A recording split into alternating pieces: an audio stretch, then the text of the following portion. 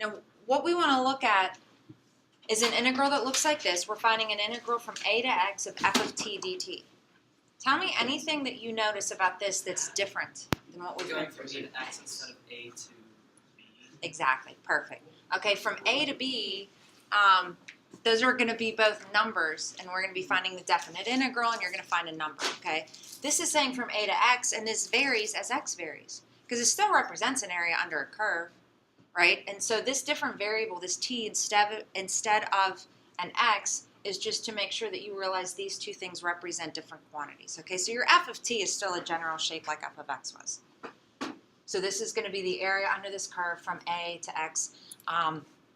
One AP conference that I went to, a guy who has been a grader forever and a table leader and whatever, he said he always called this the area so far function, because it's like from a to x as x changes, you know, so it's your area so far up to whatever value that is. Now you can also think about taking the derivative of this integral, which, I don't know, you might already be thinking that through.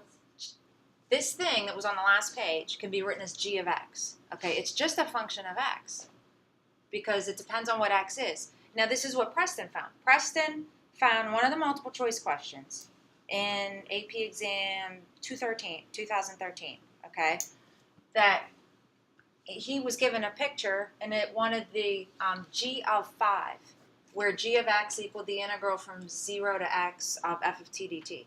You know, this just means the area up to 5, right? And he took his triangle and his semicircle and added them together and got the answer. Okay?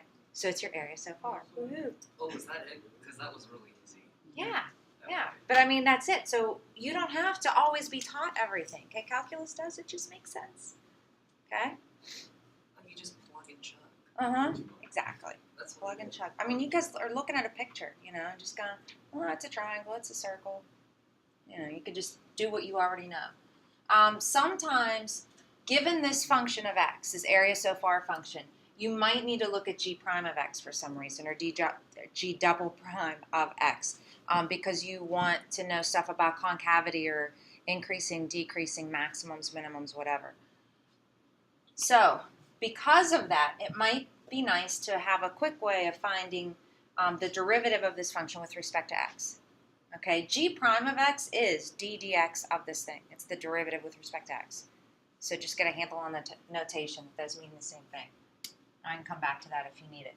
All right, so this is the perfect way to learn how easy the fundamental theorem of calculus part 2 is. All right? I think you all understand it as an area so far function. Let's take a look at this one, number 6, and you guys can go back and try number 5. Let's say I want to find g prime of x, okay, for this function.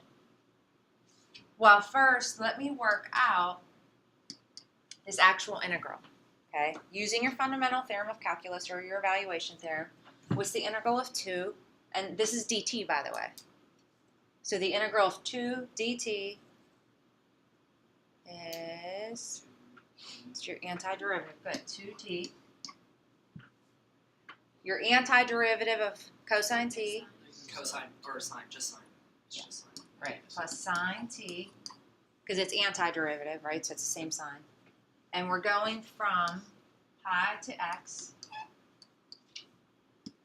So plug in b minus plug in a.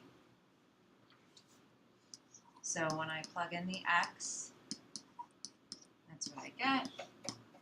When I plug in the pi, that's what I get. Can you simplify this at all, a little bit? Yeah, what is that? 0. Good. Sine pi is 0. Okay, and now here's the thing. If I wanted to know what g prime of x is, and this is g of x, right, then let's go backwards. So what's the derivative of 2x? 2. Yeah, 2. Yeah, you're right, you were doing antiderivative. And then the derivative of sine x? And the derivative of 2 pi? 0. Do you see a shorter way we could have found that derivative? It would literally be a formula, but Oh my gosh, you get rid of Beautiful. You chop off the integral and the dt Mm-hmm. or Yeah. the dx or Yeah, the d you just whatever. replace the t with the x and you're done. Is it literally Are you serious? Yes. That works for every single one. Yes. Why did you just How tell us cool that? is it? Because why would I tell you that? Because it's easier. Then you would just believe That's me. too- Now that's you the go, point. oh, wait a second, I'm taking a derivative of an antiderivative. Does that mean we Look, does that's that no mean we way. even show work? No, no work.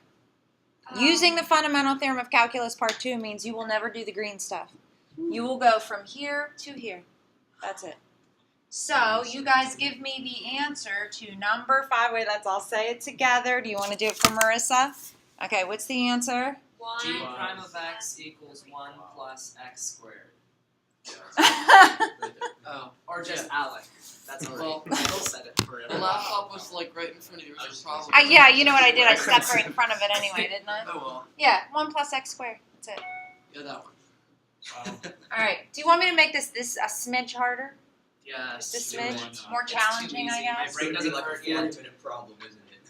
No, not at all. Okay, so here is your theorem.